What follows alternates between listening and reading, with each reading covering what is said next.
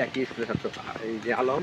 আসসালামু আলাইকুম। আজকে যে যিনি টিকছে ফেনীতে আজকে একই স্কুলের ছাত্র দুজন, একজন টিকছে ফেনী একজন কুমিল্লা। আমি হানিফ ভাই 420 আমার এই পেজের পক্ষ থেকে আপনাদেরকে জানাই শুভেচ্ছা ও অভিনন্দন। অনেকদিন পরে আসলাম, যা আমি কখনো আসি নাই। নোয়াখালী, এটা হলো আমি যে জায়গাটা আসলাম, এই জায়গাটার নাম হলো নোয়াখালী। যে হয়তো আজকে সাথে আসছেন আমার বড় ভাই মোখলেস ভাই, তারপরে সাথে আমার মেয়ে জামাই। হয়তো আজকে তিনজন একসাথে, যে কখনো কল্পনাও করতে পারি নাই যে আমি যে নোয়াখালী আসবো, কিন্তু আজকে আসতে হলো যে আজকে আমার ছেলের অসুবিধা, যে ছেলেকে স্কুলে কলেজে ভর্তি করাবো, এই জন্যই আসলাম।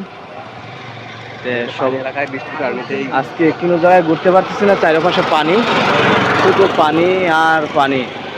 বাড়িতেও যাওয়া লাগে, নৌকা দিয়ে চলাফেরা করা লাগে, এই জন্য আজকে ওই ঘুরতে পারতেছি না, শুধু পানির জন্য। হয়তো এমন সময় আসলাম যে বর্ষাকালে চতুর্দিকে হয়নি। চতুর্দিকেই পানি, হয়তো বৃষ্টির কারণে পানি জমাট হয়ে গেছে চারপাশে, বাড়ি ঘরে পানি উঠে গেছে। তো এই জন্য আজকে ঘুরতে পারতেছি না, এই জন্য এই পর্যন্ত শেষ করলাম। সবাই আমার জন্য দোয়া করবেন। আর আশা করি এখন মাঝে মাঝে আসবো নোয়াখালী, যেহেতু এই জায়গায় আমার ছেলে আছে, তারপরে জামাই আছে, ওনাদের বাসায় আসবো।